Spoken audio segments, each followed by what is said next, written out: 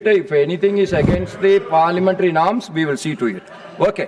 Now, Professor Manoj Kumar Jha. Thank you, Honorable Chairman Sir.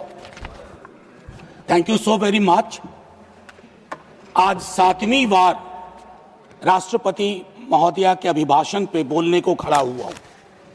7वां मौका है और दो राष्ट्रपति देखे इस कार्यकाल में और 3 उपराष्ट्रपति देख लिए इसी कार्यकाल में। तो मैं जानता हूं कि महामहिम की स्क्रिप्ट की क्या पृष्ठभूमि है। I'm aware of it. I'm aware of the tradition.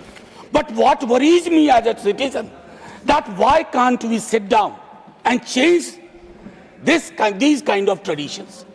महामहिम जब घर से निकलती होंगी उड़ीसा, झारखंड, बिहार, सड़कों से, उन्हें बहुत कुछ दिखता होगा जो अभिभाषण का हिस्सा नहीं है। मेरे पास वक्त ज्यादा नहीं था महामहिम, थोड़ा माननीय सभापति महोदय, मैंने सोचा कि मैं प्रोज में अक्सर बोलता हूं, आज पोइट्री में बोलूंगा और बाद में अगर हमारे साथियों को दिलचस्पी हो तो मैं कवि का नाम भी बता दूंगा। बहरहाल मैं इसलिए कह रहा था कि जब वो निकलती होंगी महामहिम तो आय की असमानता के दर्शन होते होंगे। हमारे गणराज्य की नैतिक आत्मा है सामाजिक न्याय, उससे भी रूबरू होती होंगी अपने पुराने दोस्तों से बातचीत के आधार पर। माननीय सभापति महोदय, 28 जनवरी ये एड्रेस हुआ, 29 जनवरी को 2 चीज हुई है और मैं सभी सदस्यों का ध्यान आकृष्ट करना चाहता हूं। उसके बाद मैं कविता के अंश पे आऊंगा। माननीय सभापति महोदय, उस दिन कोर्ट में 2 ऑब्जर्वेशन बहुत महत्वपूर्ण है। एक कहा गया कि क्या हम उल्टे पांव की यात्रा पे निकल पड़े हैं, पीछे की ओर जा रहे हैं यूजीसी रेगुलेशन के संदर्भ में।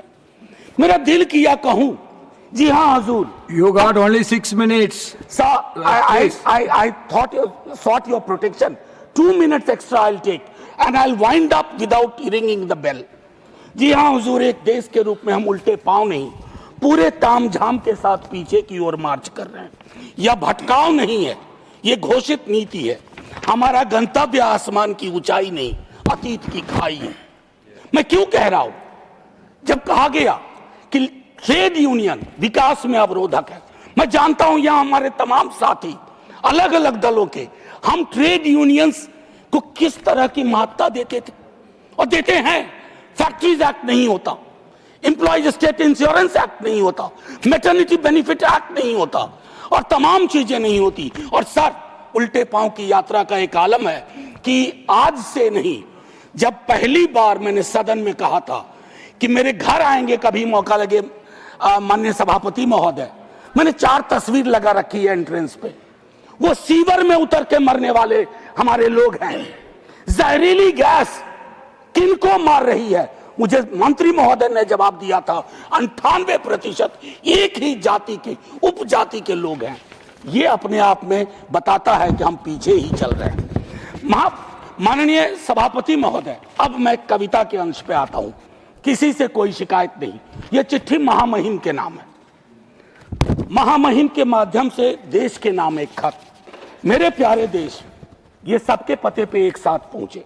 यह खत किसी एक के नाम नहीं, न सत्ता के दरवाजे पर दस्तक, न विपक्ष की मेज पर जगह की मांग, न तालियों की उम्मीद, न इतिहास की फाइल में कैद होने की चाह। यह खत उन सब के नाम है जो बोल रहे हैं, जो चुप हैं या इन दोनों से विलग हैं।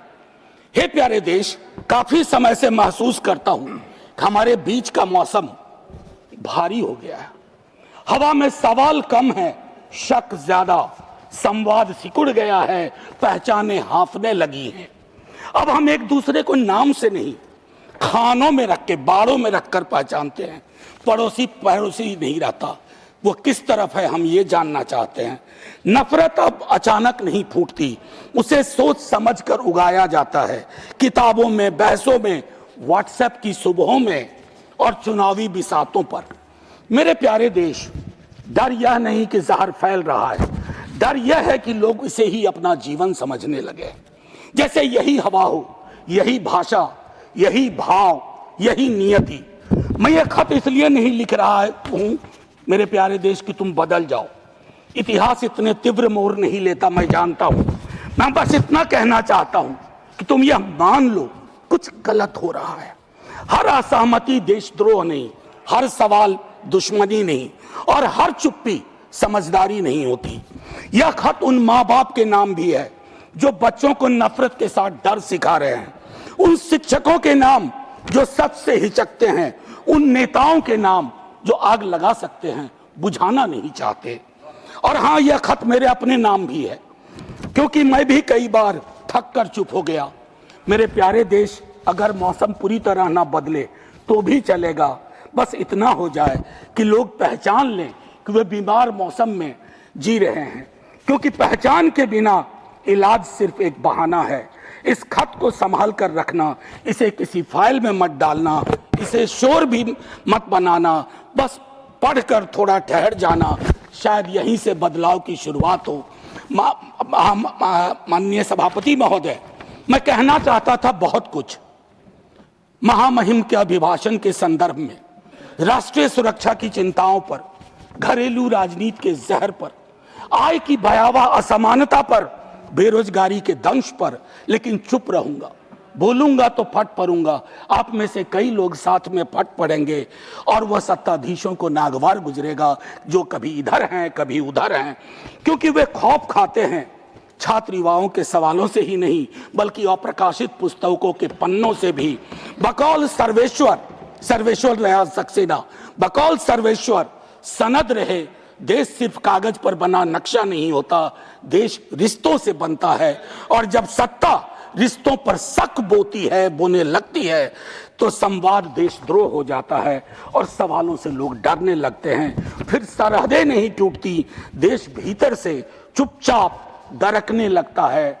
जय हिंद कहूं इससे पूर्व आपका धन्यवाद करना चाहता हूं। मैं चाहता हूं कि हमारी इस पूरी रवायत को, इस पूरी परंपरा को मैं जानबूझ करके इसको संदर्भ में रखना चाहता था कि हमारे संवाद के भी तरीके बहुत बदल गए हैं।